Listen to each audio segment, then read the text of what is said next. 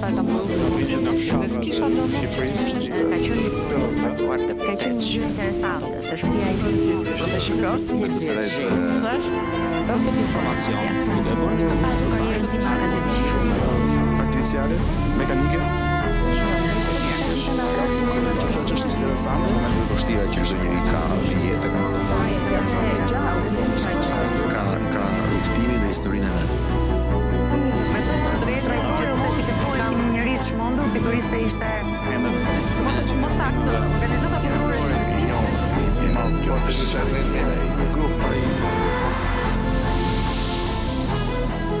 Ju përshëndes nga studio emisionit Interview. Këtë pasdite me mua në studio është zoti Michael Granoff, i cili është drejtues ekzekutiv i Fondit Shqiptaro-Amerikan të Zhvillimit. Mirë se erdhët, shumë kënaqësi që ju kam në studio. Faleminderit Mirela, është kënaqësi të jem përsëri me ju dhe të vijojmë bisedën tonë. Po, është era e tretë që bisedojmë së bashku në fakt, dhe unë do ta nis me një emër që thot shumë në përpjekjet tuaja, ne do të flasim edhe për projektet tuaja të tjera, por unë do ta nis me Butrintin. Butrinti, i cili është një element shumë i ndjeshëm për ata që njohin historinë e Shqipërisë, që janë të ndjeshëm për kulturën, për trashëgiminë në këtë vend, që janë të vetëdijshëm se çfarë fesari është Butrinti, por edhe për ata që ndoshta nuk i din të gjitha këto vlera që unë sapo përmenda. Ju keni luftuar për Butrintin, unë mund ta them këtë, me gojën plot kur thon shqiptarët, pra mund ta them me të vërtetën si drita e diellit. Përse kjo lidhje e fortë me Butrintin? So it's a really interesting question. Pyetja është interesante sepse në një farë mënyre ka disa pika që më lidhin mua dhe fondacionin me Butrintin. E para është se Butrinti është gjëja e parë me të cilën jam njohur në Shqipëri. Kur fillova të njihem për herë të parë me Shqipërinë para 30 vitesh, u takova me një mik timin, Lordin Rothschild. Kur u takuam mundoja të flisja për punë, por Lordi Rothschild donte të fliste për Shqipërinë dhe Butrintin sepse kishte shtëpi në Korfuz dhe nga atje mund të shihte Butrintin. Më parë ishte përfshirë me fondacionin e Butrintit që në atë kohë për ta mbrojtur dhe për ta bërë të qëndrueshëm. Kështu që përvoja ime me Butrintin është po aq e gjatë sa përvoja me Shqipërinë. The second thing is that obviously Butrint itself E dyta është që vetë Butrinti në mënyra të ndryshme është etaloni i së shkuarës, së tashmes dhe të ardhmes së vendit. Butrinti ka qindra dhe mira vite histori, duke e bërë një vend të rëndësishëm ku shqiptarët të mësojnë për historinë e vet dhe të huaj të mësojnë për historinë e Shqipërisë. The third thing is that honestly Butrint was neglected for a long time. E treta lidhet me faktin që Butrinti, të themi të drejtën, u neglizhua për shumë kohë dhe u neglizhua në të gjitha mënyrat e mundshme. Gurët po shkërmoqeshin, tualetet nuk funksiononin, kishte mbetje përreth, por u neglizhua edhe për shkak të nivelit të lartë të korrupsionit. Çmimet e biletave nuk përputheshin me atë që paguanin vizitorët dhe si pasojë Butrinti ishte vend i neglizhuar dhe xhevahiri i pluhurosur, të themi. Pra kishte nevojë për ndihmë. Kështu u munduam t'i qasemi Butrintit në mënyrë gjithëpërfshirëse. Mbase na duhet të ngrinim një strukturë tjetër për menaxhimin dhe sigurimin e qëndrueshmërisë së tij dhe për zhvillimin e tij, ndërkohë që e mbrojmë për brezat e ardhshëm. Këto nuk janë gjëra të thjeshta në asnjë lloj siti kulturor. Punuam fort për projektimin e një strukture që do t'i arrinte këto, që do të menaxhonte gjithçka së bashku, patjetër me qeverinë në krye. Gjithçka kontrollohet nga qeveria. Drejtuesi i fondacionit për menaxhimin e Butrintit është ministri i kulturës. Dhe pas kësaj pune po fillojmë të shohim rezultatet e para. Një tjetër arsye pse Butrinti është i rëndësishëm është rritja jo graduale por e vrullshme e turizmit në vend me shqiptarë që vizitojnë pjesë të tjera të vendit të tyre, por do e mos me shumë të huaj që vinë të vizitojnë. Çka ne duam të bëjmë dhe çka Shqipëria duhet të dëshirojë është të edukojmë njerëzit për vendin. Me Butrintin kemi mundësinë ta bëjmë këtë dhe ta bëjmë për një audiencë gjithnjë më të madhe. Kështu që pyetja juaj është më e gjerë nga sa menduat fillimisht, sepse lidhet me arsyen pse Butrinti është i rëndësishëm dhe pse ne mund të punojmë për përmirësim. Your question is maybe a bigger question than you thought because it has all of these different strings and attachments to it of why it's important and why we can make a difference. E qartë, po flisni ka gjatë për Butrintin dhe unë do t'ju pyes për Shqipërinë dhe kush e di sa gjatë do flisni tani kur unë t'ju pyes që kur keni dëgjuar për herë të parë për Shqipërinë dhe cila është lidhja juaj e vërtet me Shqipërinë gjatë këtyre viteve? So I have to tell you that when I was introduced to Albania, I didn't know anything about it. Faktikisht, kur më folën për herë të parë për Shqipërinë, nuk dija asgjë për të. Shpesh më pyesin a jam shqiptar me origjinë, a kisha vizituar më parë, a dija gjë më parë, por më duhet të them se nuk dija asgjë. Pas rënies së komunizmit, qeveria e Shteteve të Bashkuara vendosi të ndihmojë në zhvillimin e sektorit privat në të gjitha vendet ish-komuniste, dhe këtë vendosi ta bëjë duke themeluar fonde me kapital privat në të gjitha vendet ish-komuniste, duke nisur nga Polonia në fakt.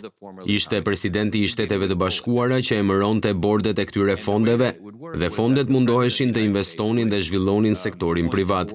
Më pyetën nëse isha interesuar të bëhesha antar bordi, sepse kisha punuar me presidentin Clinton kur u bë president dhe kishim njohje të mirë me njëri tjetrin. Kështu që më thirrën dhe më pyetën nëse do të punoja në bordin për Shqipërinë. Arsyeja pse presidenti donte të punoja në Shqipëri ishte, siç më tha vetë, ky është vendi më i vështirë, Shqipëria është vendi më i varfër në Evropë dhe terreni më i vështirë, dhe prandaj dua që ti të punosh atje. Pas kësaj mu desh të kontrolloja hartën për të parë ku ishte Shqipëria, nuk dija asgjë për vendin. Më duhet të mësoja shpejt dhe gjatë këtyre 30 viteve kam marrë goxha mësime. And at that point, I had to look and see where Albania was on a map. I didn't know anything about the country, and so I had to get educated fast. And then over these last 30 years has been quite an education for me. Kur keni ardhur për herë të parë në Shqipëri? 1995. Pra, në vitin 1995, dhe cili ishte impresioni i parë, përshtypja e parë kur pat Tiranën? You know, it's interesting. I noticed two things that in some ways are a little bit contradictory. On the one hand, you could see how primitive Albania was. Është interesante sepse vura re dy gjëra që në vetvete janë disi të kundërta me njëra tjetrën. Nga njëra anë vihej re sa primitive ishte Shqipëria. Kishte vetëm një hotel ku mund të qëndroja, kishte shumë pak makina. Dhoma ime e kishte pamjen nga sheshi Skënderbej dhe kur shihja nga dritarja, kalonte një makinë çdo 4 ose 5 minuta, vetëm një makinë. Kishte vetëm një restorant ku perëndimorët mund të hanin. Kishte dhë dhe dele përgjatë rrugës kur erdhëm nga aeroporti. Vetë aeroporti ishte i mbetur nga periudha komuniste dhe nuk kishte pamjen e aeroporteve me të cilat ishim mësuar. Kështu që natyra primitive e gjërave, ose më mirë të themi natyra primitive e infrastrukturës të linte mbresë të menjëhershme, por në kontrast me këtë, njerëzit ishin jashtëzakonisht të hapur, jashtëzakonisht mikpritës, jashtëzakonisht mirënjohës për ndihmën e Shteteve të Bashkuara, jashtëzakonisht pro-amerikan dhe ky kontrast më la mbresë të thellë që në fillim. Dhe nuk ishte e qartë pse, në kuptimin që Shqipëria është larg nga Shtetet e Bashkuara. Nuk ka pasur dhe faktikisht as sot nuk ka tregti të madhe me Shtetet e Bashkuara. Jemi larg gjeografikisht dhe nuk ka arsye të natyrshme për këtë afërsi. Pra, kundërvënia midis primitivitetit të infrastrukturës dhe natyrës së shumë të përparuar ose dëshirës së natyrshme të shqiptarëve për t'u bashkuar botës pas shumë viteve komunizëm, më la mbresa të thella. And the very advanced nature in a way, or the natural desire for Albanians after so many years of communism to kind of join the world. E kuptoj. Dhe në fakt fundi juaj ka projekte në zhvillim aktualisht me vlerë mbi $93 milion në teknologji, në arsim, në sipërmarrje, kulturë. Angazhimi total deri më tani kalon $147 milion në 85 projekte. Duhet I lexoj këto shifra se janë shumë të mëdha dhe nuk duhet gabojmë te këto miliona dollar, se duken si pak, por janë $147 milion në 85 projekte. Ju besoni që këto investime kanë sjellë ndryshim në Shqipëri gjatë këtyre viteve? So your question is a very interesting one, and the reason it's so interesting is that it goes to the heart of what I think. Pyetja është shumë interesante dhe arsyeja pse është e tillë është se lidhet me thelbin ose me strategjinë tonë. Në botë nuk mungojnë qëllimet e mira. Ka shumë organizata këtu dhe kudo që kanë qëllime shumë të mira për të përmirësuar situatën, por fare pak prej tyre arrin të zbatojnë dhe në fund të fundit është rezultati ajo që bën që ka rëndësi dhe jo qëllimi I mirë. që prej fillimit, pra ne u përqendruam tek zbatimi dhe kur pyesni nëse kemi arritur ndryshim, e dim që kemi sjell ndryshim të madh sepse jemi përqendruar gjerësisht në pjesën e zbatimit. Tani e gjithë çështja e ndikimit ku bëhet fjalë për projekte filantropike është shumë interesante sepse situata nuk është e njëjtë si me shoqëritë fitimprurse ku shihen të ardhura, fitimet dhe ku gjërat maten në mënyrë shumë lineare. Just look at, okay, here are my revenues and here are my profits, and I can measure it in this very linear kind of way. And so there are projects that we have where Në disa prej projekteve tona, rezultatet shihen fare qartë. Ne zhvilluam pazarin e ri në Tiranë, ju mund të shkoni dhe të shihni si ka qenë e si Korçës është pazari i Gjirokastrës, pra shikohet. Gjirokastra, Korça. So these places janë Gjirokastra, Korça. Në këto vende shihet si ishte dhe si është dhe rezultati është i thjeshtë. Nga ana tjetër, në programet e arsimit mund të shohim sa fëmijë edukojmë, mund të shohim programet që u ofrojmë, por do të na duhet kohë e gjatë për të parë rezultatin, vite të tëra. Por është si ajo puna e pemës. Nëse pema do 20 vjet të rritet, bëj mirë ta mbjellim sot dhe kjo ka qenë qasja jonë. Besoj se kemi arritur ndikim të fuqishëm, të cilin e masim me të gjitha mënyrat që kemi, duke kuptuar që për disa projekte ndikimi mund të matet shumë qartë dhe shumë shpejt, ndërsa për të tjerë, që mund të kenë edhe më shumë ndikim në përgjithësi, do të na duhet kohë të bëjmë këto matje dhe do t'i masim në mënyra të ndryshme. Po ju japim vetëm një shembull të një programi që do kohë të jap frut. Programi është Junior Achievement. Junior Achievement është program për edukimin ekonomik që ofrohet në mbar botën në rreth 150 vende nëse nuk gaboj. Ka kohë që zbatohet. E sollëm programin në Shqipëri dhe u munduam të kuptojmë si mund t'i edukojmë fëmijët për funksionimin e ekonomisë dhe rolin e tyre në të. Në shumicën e këtyre 150 vendeve, mbase 10% ose 20 ose 30% e fëmijëve marrin pjesë në program, ndërsa ne, duke marrë parasysh atë pyetjen tuaj për ndikimin, menduam si t'ia ofrojmë programin çdo fëmijë shqiptar, jo vetëm atyre në Tiranë, apo atyre në gjendje të mirë ekonomike apo të privilegjuarve, por si t'ia ofrojmë të gjithëve. Right? How do we offer this to every Albanian kid, right? Not just kids in Tirana, not just kids who are wealthy, not just kids who come from a privileged background, but how do we offer it to everybody? And the key was we had a program that we could prove that could Dhe çelësi ishte se ne kishim një program të vërtetuar dhe që mund ta zbatonim dhe duke punuar me qeverinë në këtë rast, patëm mundësinë ta përfshim në kurrikul. Kështu, sot programi u ofrohet 100% fëmijëve në vend. Dhe në fakt asnjë tjetër vend në botë nuk ka sjell shkallë depërtimi 100% të Junior Achievement. Pra, jo vetëm që e morëm programin dhe e sollëm në Shqipëri, por faktikisht e përmirësuam dhe tani përfaqësues të Junior Achievement vinë në Shqipëri, shohin çfarë kemi bërë dhe pyesin si e kemi arritur. E qartë, natyrisht që këto janë produkte dhe rezultate shumë të mira të cilat preken me dorë dhe shikohen, por që nga viti 95 që ju keni ardhur, jemi vitin 2025, sa e vështirë është bësh filantropi në Shqipëri, me ato karakteristika që thatë. Ne ishim një vend i sapo dal nga komunizmi në shumë aspekte vërtet primitiv. Nga ana tjetër një karakter për cilin do flasim pak më vonë, një karakter tipik, atipik ndoshta shpeshherë. Si ka mundësi që arrini dhe keni patur një sukses për 3 dekada në këtë vend?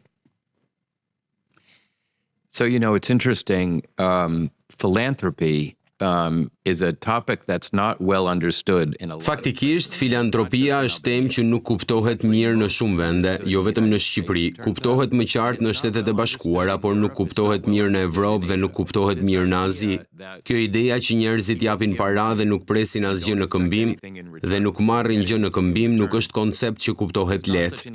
Njerëzit thonë që po jep gjithë këto para në butrind për arsimin, por çfarë merr në këmbim? Dhe kur i përgjigjesh asgjë, ata thonë, po ndonjë gjë duhet ta marrësh. Dhe përgjigjja jonë është që marrim kënaqësi nga ndryshimi që kemi bërë dhe nga përmirësimi i vendit, sepse për këtë jemi këtu.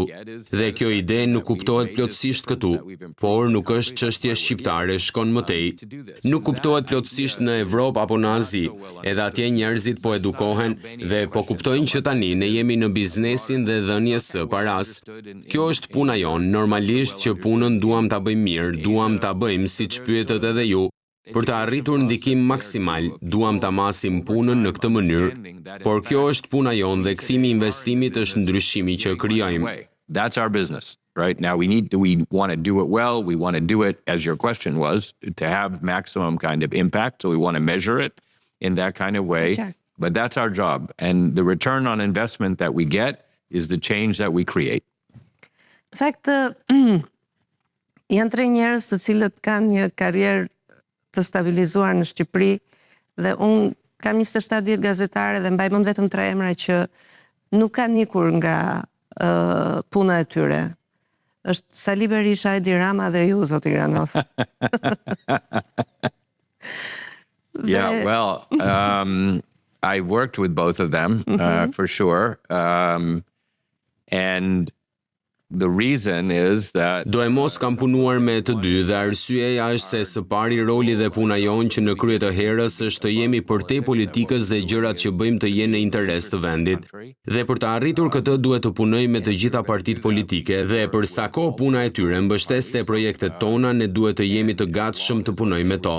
Dhe si rezultat për shkak të këtyre partneriteteve, si në rastin e Junior Achievement, kemi pasur mundësi të bëjmë gjëra më të mëdha, të veprojmë në shkallë më të gjerë, keni të drejtë që të jesh i pranishëm vlen sa 1000 fjalë, dhe së bashku kemi punuar për dekada duke u munduar t'i bëjmë mirë vendit. Më duhet të them që atë shembullin e ne të treve nuk ma ka thënë kush më parë, por është e vërtet që kemi qenë këtu duke punuar në këto fusha dhe në disa mënyra kemi punuar bashk për shumë kohë. in that way. I have to tell you that example of the 3 of us together, no one's ever given me that one before, so that's a new one to think about.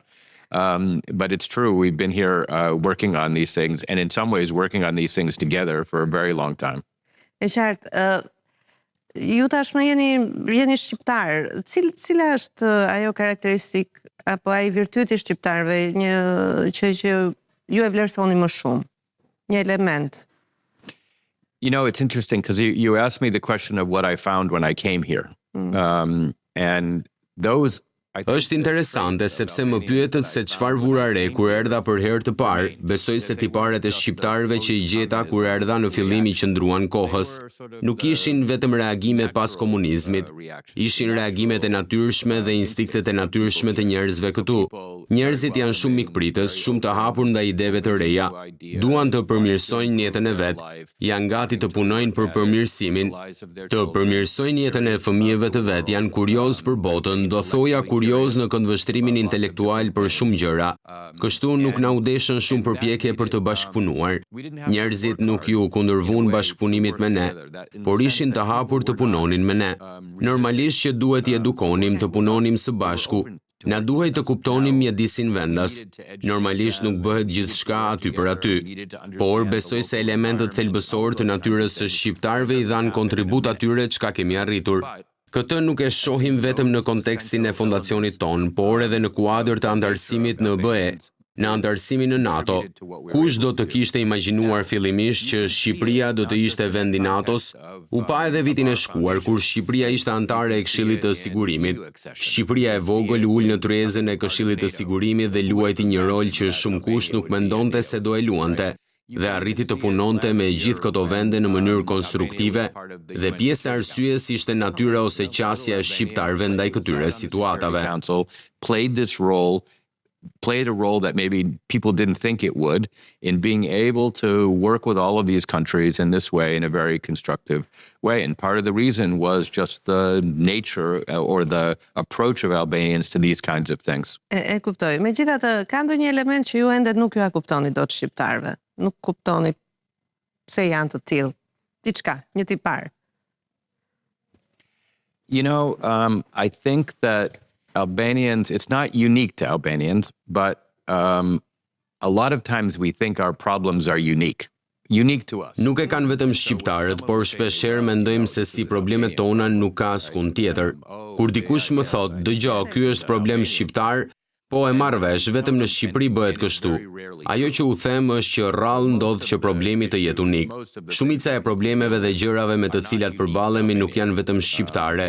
Ato ndodhin në vende të tjera të botës, njerëzve të tjerë.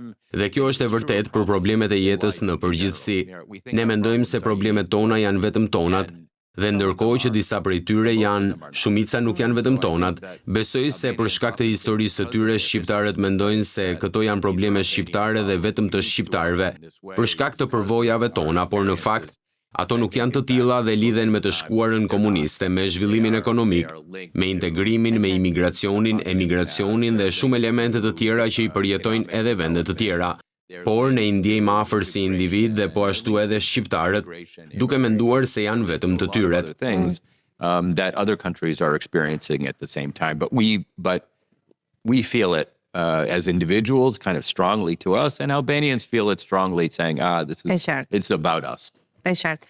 Mirë, ne do të shkojmë në një hapësirë publicitare shumë të shkurtër, do të kthehemi pas pak dhe do të shohim zotin Granov në një perspektivë tjetër, në një perspektivë më njerëzore pas publicitetit.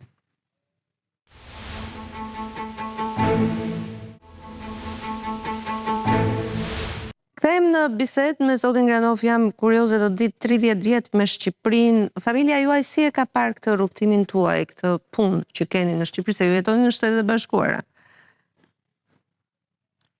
Well, my kids were little when I first started coming to Albania, and now they're all grown up. And so they've been here a couple of times. Fëmijët e mi ishin të vegjël kur fillova të vi në Shqipëri dhe tani janë rritur.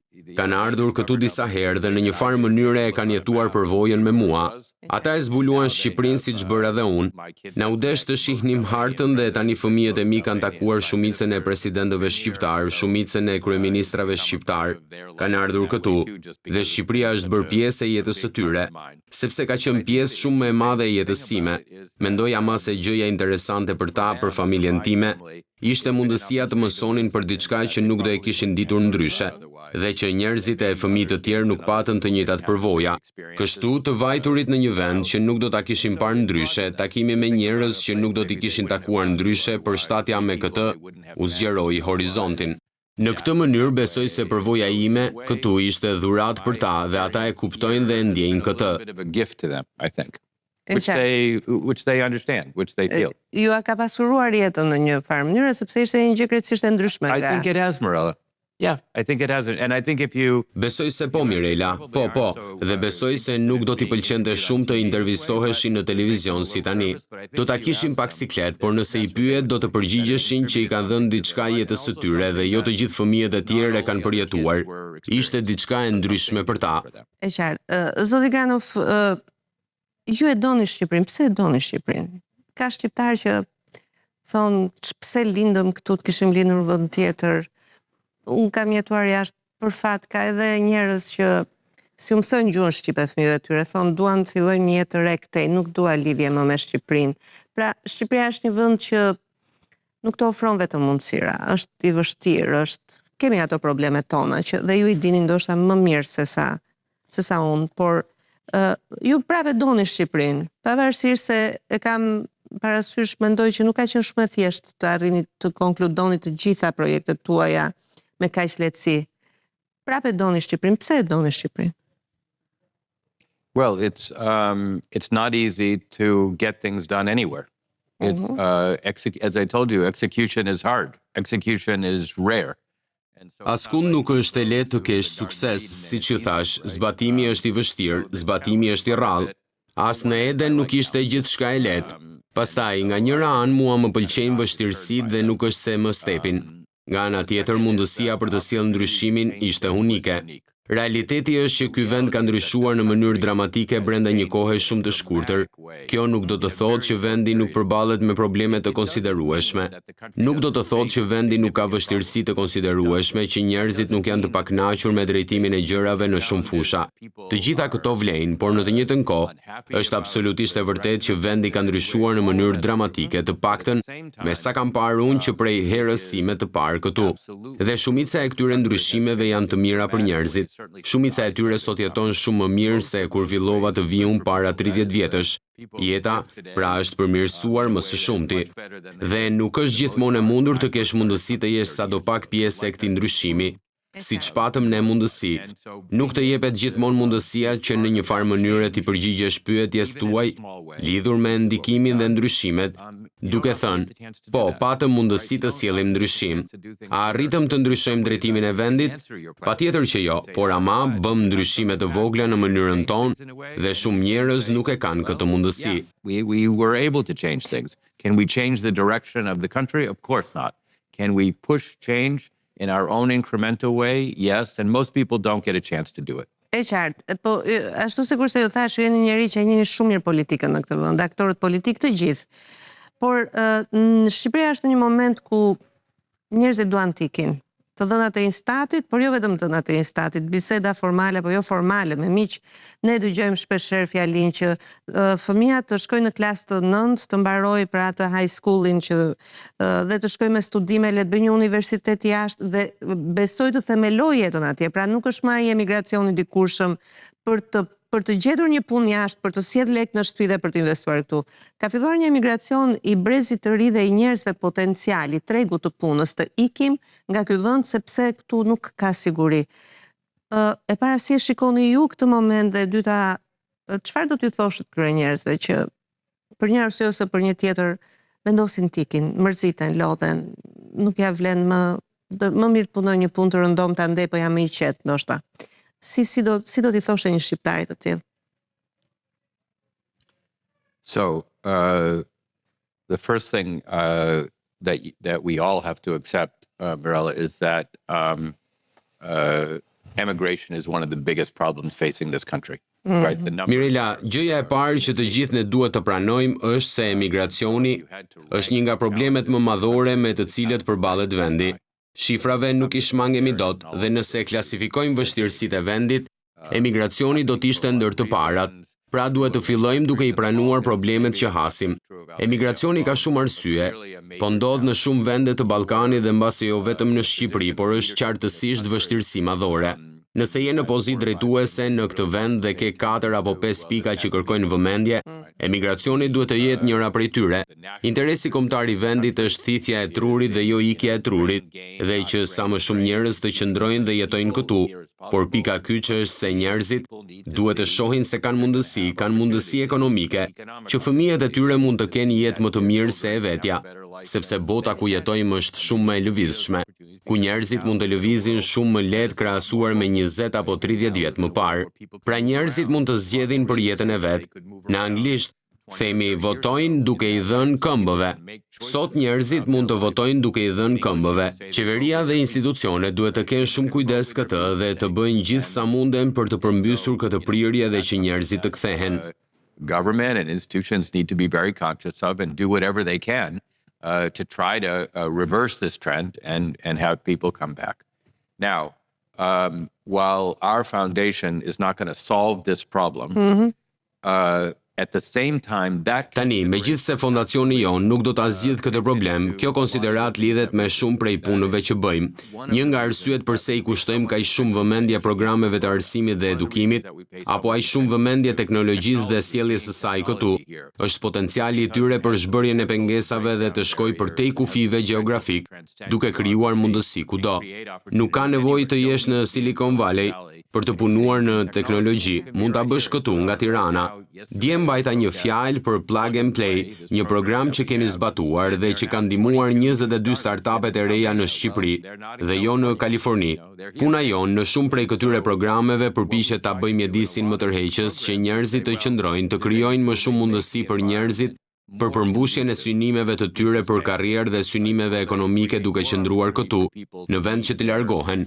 Besoj se shumë njerëz nuk duan t'i largohen familjes dhe jetës së tyre shoqërore këtu, por kërkojnë të ikin për arsye ekonomike apo arsimore.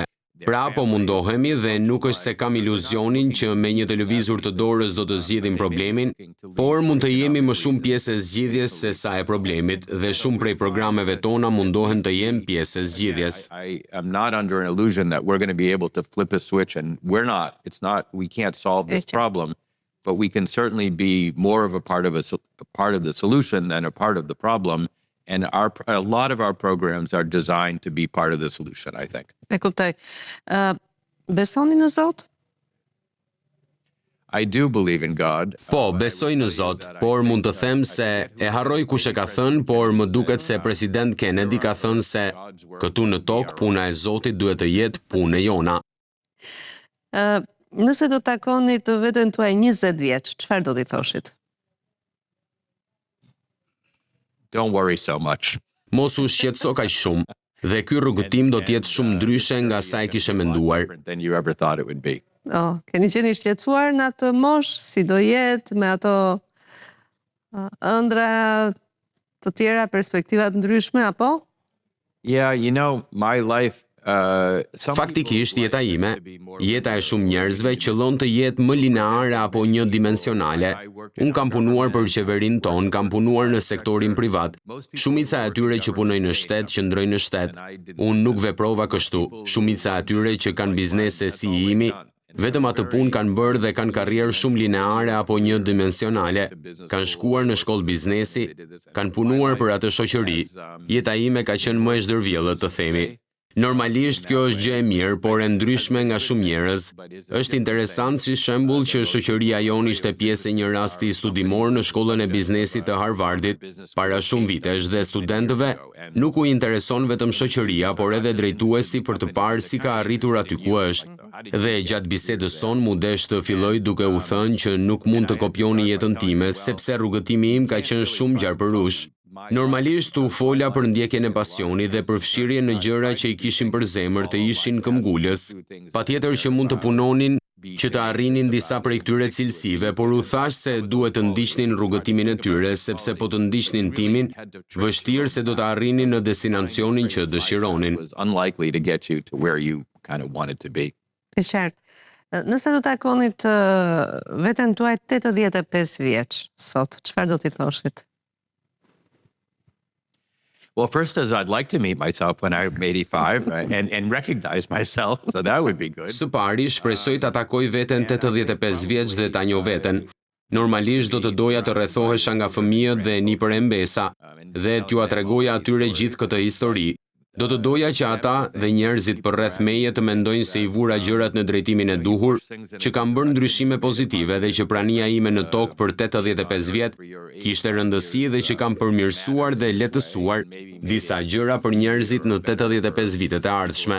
Mendoj se nëse takon veten 85 vjeç dhe ndihesh mirë me veten, është gjë e mirë. Shpresoj të kem mundësi të shoh veten 85 vjeç. You know, that would be a pretty good thing. I hope I can meet myself when I'm 85. Të gjithë e shpresojmë këtë moment. Keni ndonjë peng në jetën tuaj, ndonjë pendes?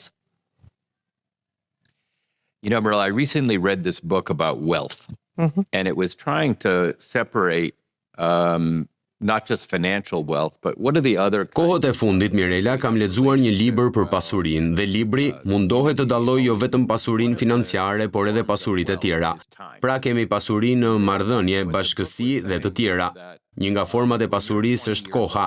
Libri thotë që kur je 20 apo 25 vjeç, je miliarder kur konsideron kohën, me kuptimin që ke 1 miliard sekonda apo 1 miliard minuta të mbetura në jetën tënde. Si do ta përdorësh këtë miliardin dhe statusin prej miliarderi? Gjithmonë konsiderojmë se koha është e pamjaftueshme dhe si do ta përdorim atë. Nuk pendohem për gjërat që kam bërë në jetë, por a mund jo ta kisha përdorur kohën më mirë, por a mund të isha më i ndërgjegjshëm për kohën? Kur isha 20 apo 25 vjeç nuk mendoja se isha miliarder dhe as ju nuk besoj. You know, I wasn't, when I was 20 or 25, I didn't think I was a billionaire. Right? And you probably didn't either. Asnjë nga ne nuk e ka menduar, Nobody vërtet. does. But it's probably not a bad lesson. Askush nuk e mendon, por ka mundësi të jetë mësim i mirë për t'i thënë njerëzve që je miliarder. Ka një periudhë kur je miliarder dhe si i tillë duhet të mendojmë për këtë pasuri dhe çfarë do të bëjmë me të. Mbase të gjithë duhet të vlerësojmë pasurinë që kemi në kohë dhe ta përdorim me kujdes. Think about the wealth of time that we have and be careful about it. E qartë. Cili është momenti më krenar i jetës tuaj? Një moment që ju bën të jeni shumë i lumtur që e keni jetuar apo që keni konkluduar, diçka që vërtet ndjeni mirë. You know, Merle, it's an interesting question because I was thinking Është pyetje interesante sepse po e mendoja dhe shumica e herëve apo ngjarjeve për të cilet kam qenë krenar nuk lidhen me mua apo vetëm me mua. Kur u bëra baba isha shumë krenar, por merita më e madhe ishte e nënës së fëmijëve dhe e imja. Patjetër që ishte moment krenar për mua, por kishte të bënte më shumë me nënën e tyre. Jam shumë krenar për marrjen e çmimeve këtu, si urdhrin e Skënderbeut apo të Nën Terezës, për punën që kemi bërë. Për shumicën e punës son këtu, nuk e kam bërë unë drejt për së drejti. Kam qenë i përfshirë në të dhe e kam mbikëqyrur, por puna është bërë nga ekipi këtu. And Mother Teresa and Skanderberg and all of that. But most of our work here is not work that I did directly. You know, I was involved in it. I was overseeing it, but the work was done by the team here. And so as I was thinking about this question, Kështu që kur po mendohesha për pyetjen se për çfarë jam më shumë krenar për gjërat ku të tjerë kanë qenë më përgjegjës, ku të tjerët kanë bërë më shumë se unë, mbase kam qenë i përfshirë në to, apo i kam drejtuar në mënyra të ndryshme. Por lidhja ka qenë gjithmonë me të tjerë, në një mënyrë apo në një tjetër, dhe nuk e kisha menduar këtë çështje në këtë mënyrë më parë, para se të shihja çfarë do të pyesnit. Fjalë shqip dini? okay, so I'll tell you, I have to tell you this secret since we're being honest with each other. Mirë, duhet ju them një sekret duke qenë se po flasim hapur. Kur erdha për herë të parë në Shqipëri dhe duhet të mbaja një prej fjalimeve të para, vendosa të thoja diçka në shqip. Po mundohesha të përdorja shprehjen e njohur të fjalimit të presidentit Kennedy në Berlin, ku tha, "Ich bin ein Berliner", duke thënë se jemi të gjithë nga Berlini për t'u afruar me njerëzit. Kështu doja të thoja, jemi të gjithë shqiptarë, që njerëzit të mendonin se jemi të gjithë së bashku në këto përpjekje. Dikush ma shkroi dhe unë e thash në fillim të fjalimit, të gjithë duart rokitën me vlerësim, por më pas dikush vjen dhe më thot, Michael, fjalimi ishte i mirë, por në fillim faktikisht the jemi të gjitha shqiptare. What you really said was, we are all Albanian women. And so from that point on, I thought... Nga ai moment vendosa që ishte më e lehtë të më përkthenin. Pra, normalisht ka thënë jemi të gjithë shqiptare, jo shqiptarë. E kuptoj, është pak e vështirë dhe... Po, por ka raste kur një gërm ndryshon shumë gjëra. Dhe që nga ky moment nuk mendove më që të flisjesh, po fjalë kështu tek tuk di, apo jo? Disa fjalë. I thought of... E kam menduar dhe mund t'i kujtoj disa gjëra tek fliten, por që prej atij momenti kam qenë më i kujdesshëm. Kështu që miropafshim do ta them vetëm unë në shqip. Mund ta thuash miropafshim në shqip, apo? Miropafshim. Miropafshim. Miq, unë ju falenderoj shumë për këtë intervistë, vërtet ishte ndër intervistat shumë të vërteta dhe sinqerta. Faleminderit që ishit me ne. Miq, ne takohemi të dielën e ardhshme. Miropafshim.